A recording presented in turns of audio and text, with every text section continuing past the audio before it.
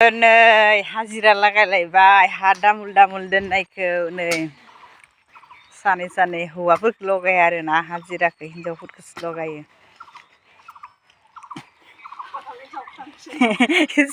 गुफुर गावदां मोखाङाव गोजा जालायलायदों नै मोखाङालाय गोजा नै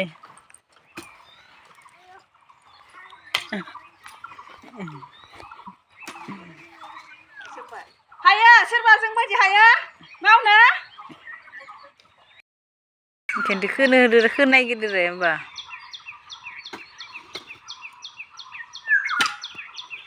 गोदान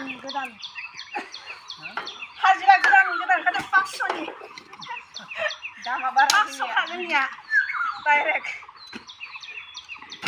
खमा-खमि गैखाया डाइरेक्ट लस जाबाबो लाब जाबाबो सोरनोबा नांगौबा लांफैदो।